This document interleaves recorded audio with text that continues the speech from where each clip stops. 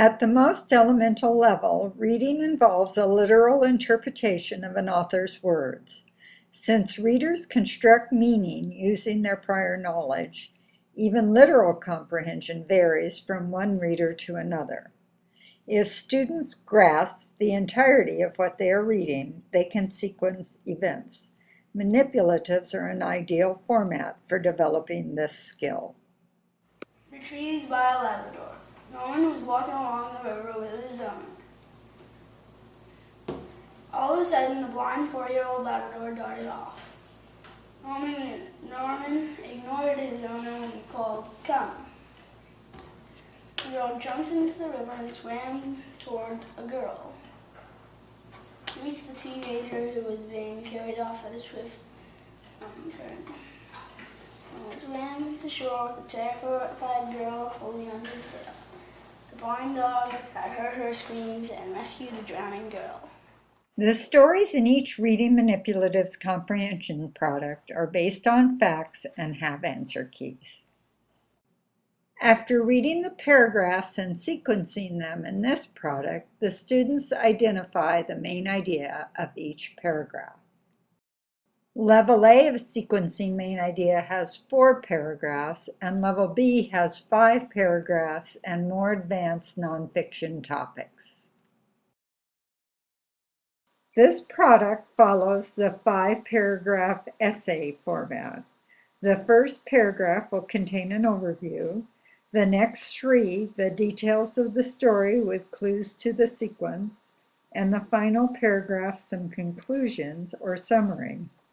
Matching the main ideas to the paragraphs will further the student's ability to transfer these concepts from reading into writing.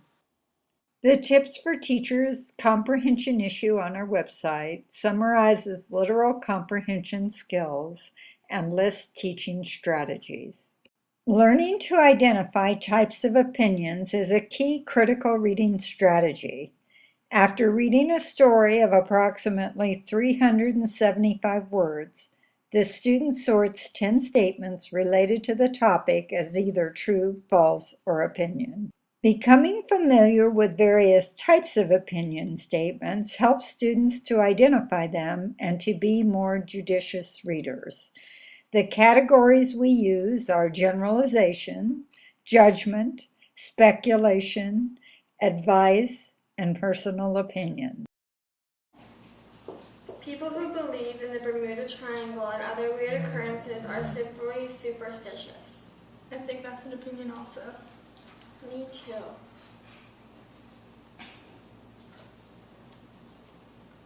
The journals of Christopher Columbus describe weird happenings in this region.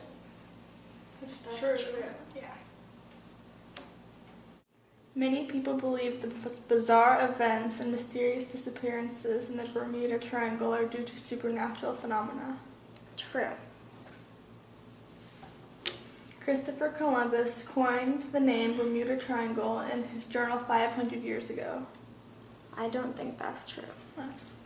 Can you find the place in the story that tells where the name comes from? Right here, the second paragraph. And what does it say? The Bermuda Triangle gets its eerie reputation from the numerous mysterious disappearances of boats and aircraft in the region. Additionally, unexplained lights and UFO sightings are frequently reported there. And it got its name from a 1964 magazine article. Once the cards are sorted, students flip them over to see if they have them in the right place. On the back of each card is a reference to the story facts or a reason why the statement expresses an opinion. People traveling in the Bermuda Triangle are more apprehensive. It's an opinion generalization. People who believe in the Bermuda Triangle and other weird occurrences are simply superstitious. It's an opinion because of judgment. I agree with the researchers who say there are no more disappearances in the Bermuda Triangle than in any other waters. It's a personal opinion. Given the news reports of bizarre happenings, the Bermuda Triangle is clearly an unsafe area to travel. It's an opinion judgment. Understanding idiomatic expressions facilitates comprehension since students tend to interpret language literally. They should be formally taught for several reasons.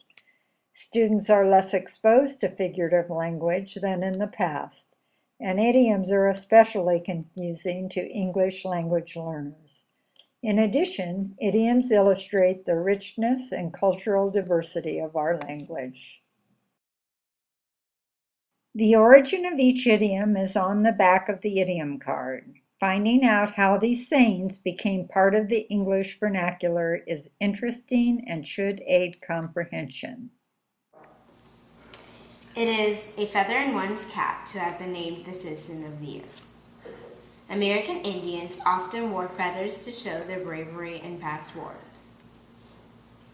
I have a bone to pick with you about what just occurred. Two dogs will fight over a single bone tossed between them.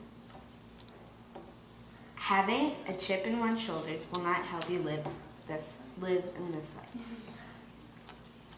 When two boys fought in olden days, one would have chipped on his shoulder and the other would try to knock it off. Denise is such a wet blanket since she never wants to join the game. Wet blankets are used to put out fires. The Tips for Teachers issue on idioms explains inferential comprehension. In figurative language, meaning is conveyed by suggesting that something is like something else. Therefore, the expression must be comprehended metaphorically. The issue tells you how to make manipulatives and also offers instructional strategies for teaching them in various ways. It includes a resource list of 50 well-known idioms. The complete idiom resource list from the Reading Manipulative Sourcebook can be downloaded from the resource list section of our website. It contains 190 idioms.